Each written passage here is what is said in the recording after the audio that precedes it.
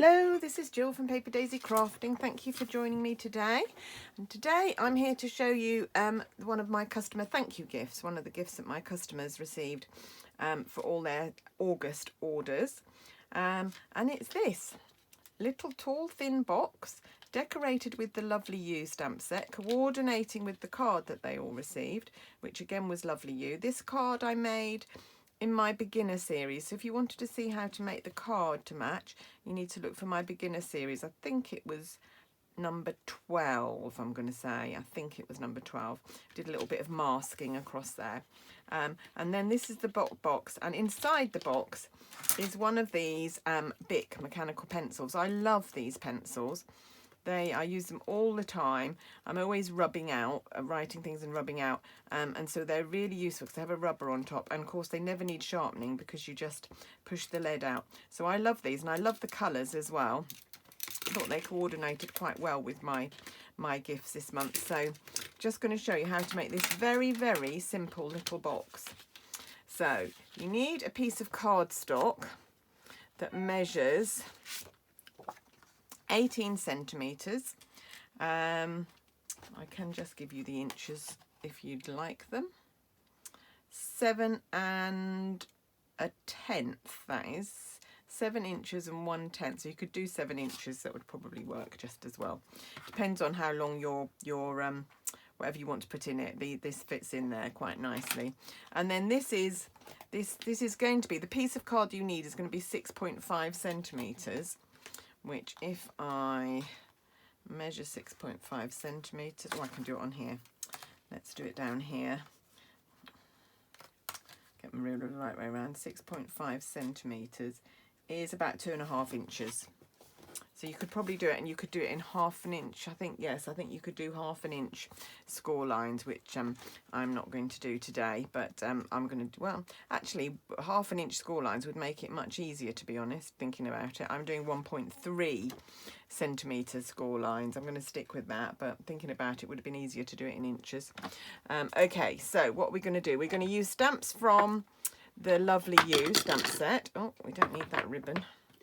It's not part of today's project. The Lovely You stamp set, which I've got somewhere. Here it is. All these little elements, and we're using all 6 of these today, and we're using 6 different bright and beautiful colours. So we're using Magenta Madness, Highland Heather, Balmy Blue, Mango Melody, Just Jade, and Granny Apple Green. Lovely, lovely colours. And I like them all together. Right, I'm going to leave my cardstock slightly wider than we need it. So this is going to make me 2 boxes, I think. Yeah, it's 13, so it'll make me 2 boxes. But I'm going to leave it at that because I want to make some spares. I have actually made loads of these boxes. Where have I put them all? I've got a whole load sitting here. Here's another one. I've got a whole load ready to go out. I've made loads, but I like to have some spares in case I've missed anybody or whatever. So I'm just going to decorate my cardstock first before I score or cut it. So I'm going to start with Balmy Blue. And this is just random stamping over this piece of cardstock. So it's a piece of our Whisper White. It could be the thinner one. I think I'm using thicker today, but actually the thinner one would be fine. It's not a very big box. It doesn't need to be that sturdy. So we're just going to start with Balmy Blue, printing this one and just randomly placing them all over the place. There we go. There we are. So that's the first one. We're then going to come out. Now I might come back to that one if I feel I've got other spaces, but I'm going to carry on. I'm going to start now with Highland Heather and do this one. So it's up to you how you want to do this. You can do a section at a time, which sometimes I do with random stamping because I'm not generally very good, but I decided this time it didn't matter if they overlapped a bit. So just wanted to get these lovely colourful colours. And I've got a bit of scrap paper under my my cardstock because I don't like my grid paper getting mucky. I'm a bit OCD about my grid paper having ink on it. As soon as it's got ink on it, I have to put it in the recycling and start with another bit. There we go.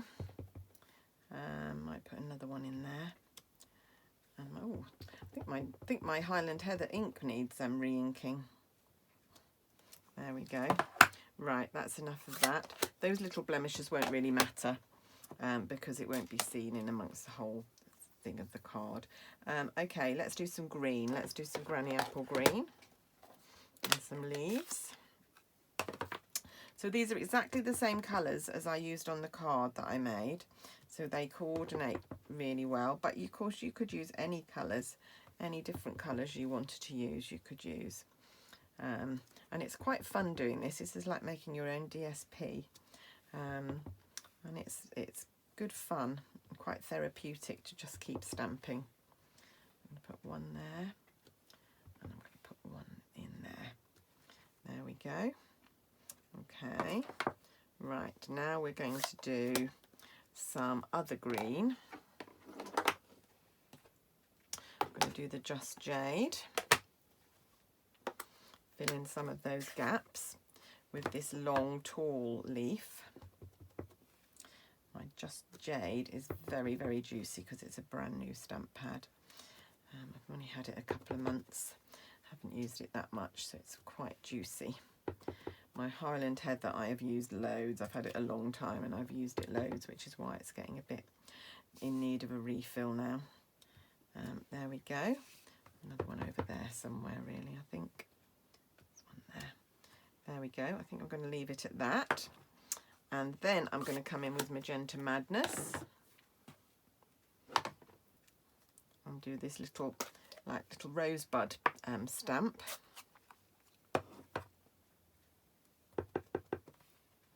I do love this colour, but it does stain terribly. If you get it on your fingers, you'll have pink fingers for days.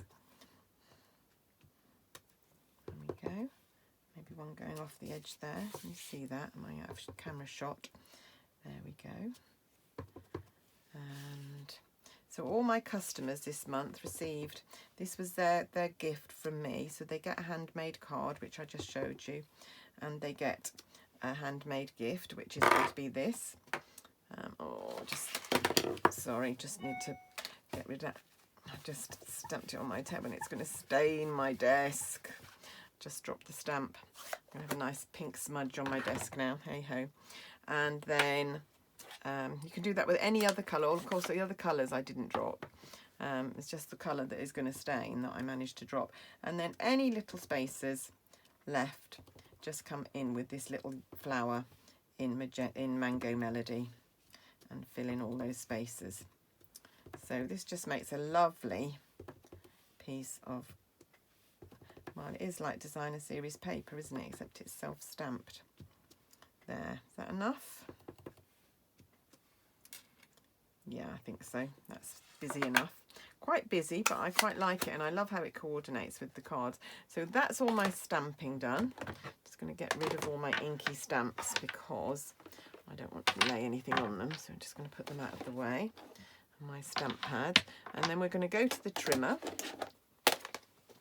And like I say, this would be easier to do in 1/2 inch. Maybe I will do it in 1/2 inches.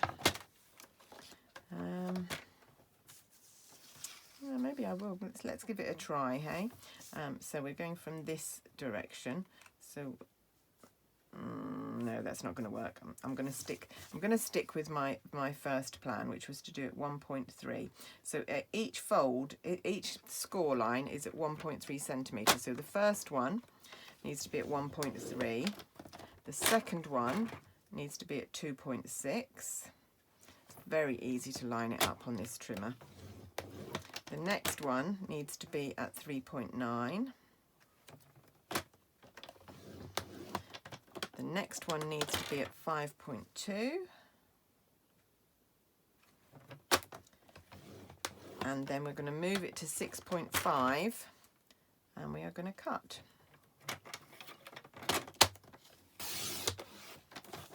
And then we're just going to turn it round and score at 1.3 this way as well. And these will be the tabs for the top. And at 1.3 this way as well. Very, very simple little box. Some of you who've been watching me for a while will know I never do complicated things, so It's a very simple little box, this, just to house a pen or a pencil. Something that you want to gift somebody, just makes it a bit more special than just handing them, or just even wrapping it up. Just makes it a bit more special. Right, we're going to burnish all of those score lines.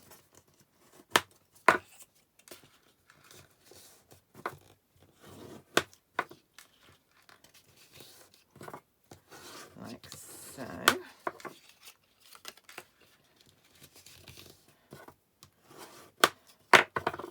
And, oh, where's that one?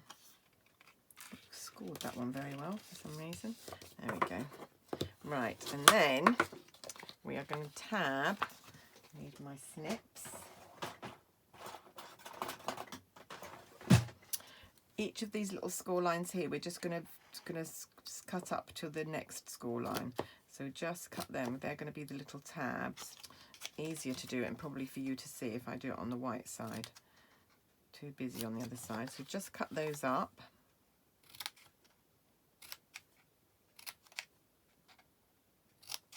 And then you can cut off one tab. Don't need that one.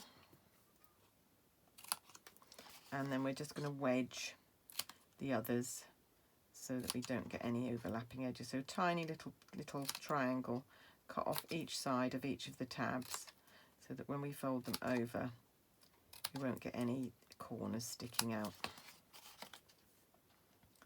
And the other side.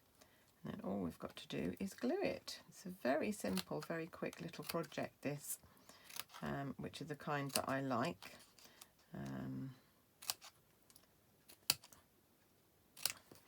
It would be quite nice if you did it in Christmas stamps. It'd be quite nice to just, as a stocking filler, you could just put a pen or a pencil in it for your kids. Right, okay, so we've got our box. So basically it's going to go together like this. Just going to glue one side down, and then we're going to fold those edges in.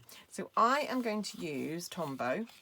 You can use seal, you can use tear and tape.